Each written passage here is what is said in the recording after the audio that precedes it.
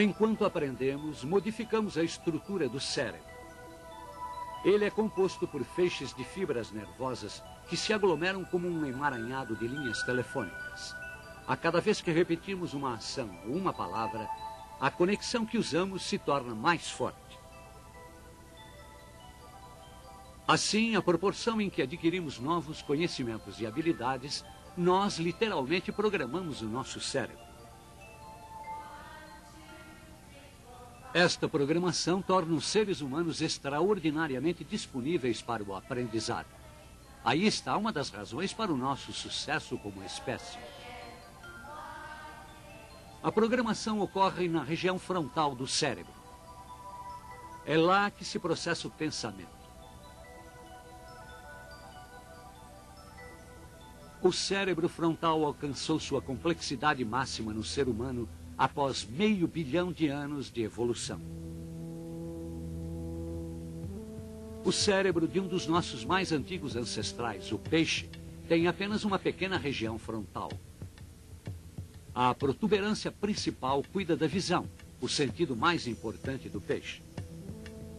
No processo da evolução, o cérebro frontal tornou-se cada vez maior, de anfíbio a mamífero, passando pelos répteis e pelos pássaros. Paralelamente ao tamanho cerebral, a inteligência das espécies também cresceu.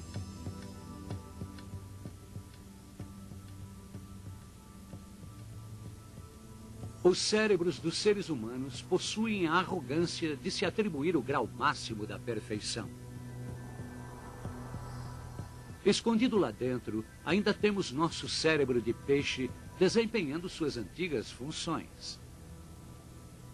Essas regiões inferiores do cérebro mantêm algumas de nossas funções vitais, como a respiração. O cerebelo, em forma de couve-flor, é a parte do cérebro responsável pelo equilíbrio de todo o corpo. Ele é o mais complexo cerebelo do reino animal.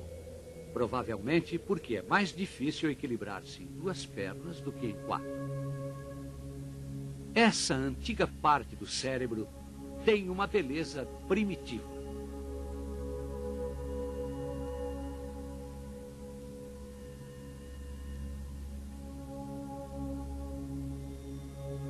Sem esse órgão, você teria de se concentrar para ficar em pé e dar cada passo.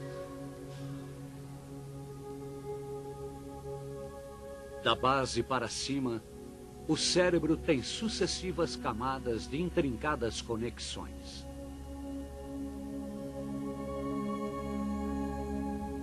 Nessas camadas se encontra tudo o que nos torna diferentes dos outros animais: as emoções, as lembranças, ambições e os pensamentos.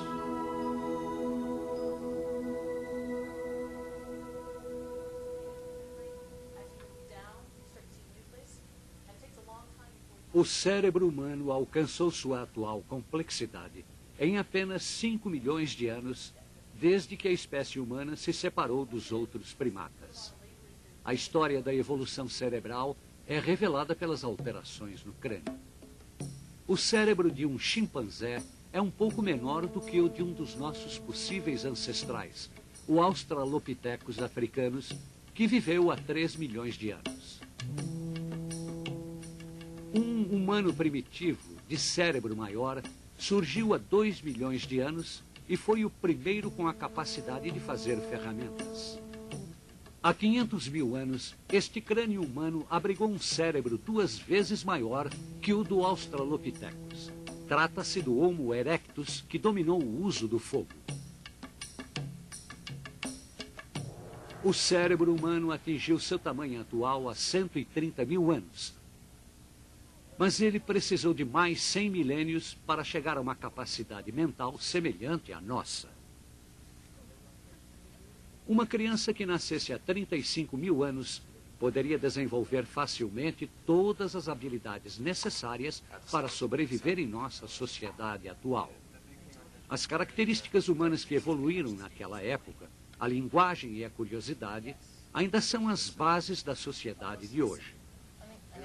O número de células nervosas no cérebro aumentou muito nos últimos milhões de anos. O cérebro corria o risco de ficar maior do que o crânio, mas foi salvo por um artifício de geometria. As células que você usa para pensar ficam na superfície do cérebro, numa camada de apenas 4 milímetros de espessura, chamada córtex. A natureza recorreu a um truque para fazer com que uma grande superfície ocupasse um pequeno volume. O truque foi amassar o córtex com uma folha de papel. Se você pudesse esticar as dobras do seu córtex, ele ficaria do tamanho de uma fronha.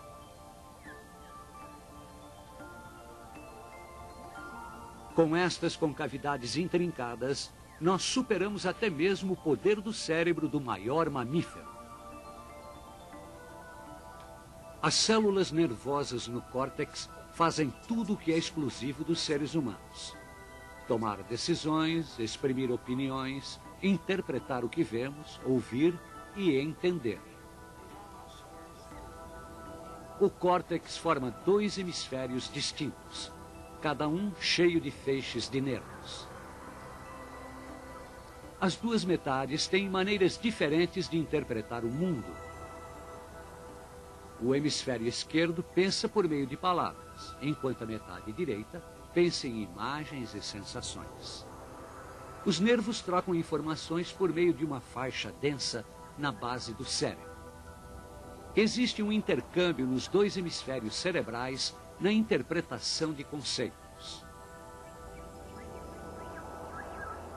Se a palavra água aparece aqui no hemisfério esquerdo, bem aqui no lado direito surge a imagem da água.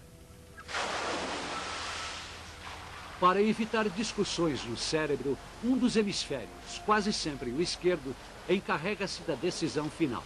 Quando se trata de controlar os músculos, cada hemisfério é responsável por um dos lados do corpo, desde os pés e as pernas até as mãos e os olhos.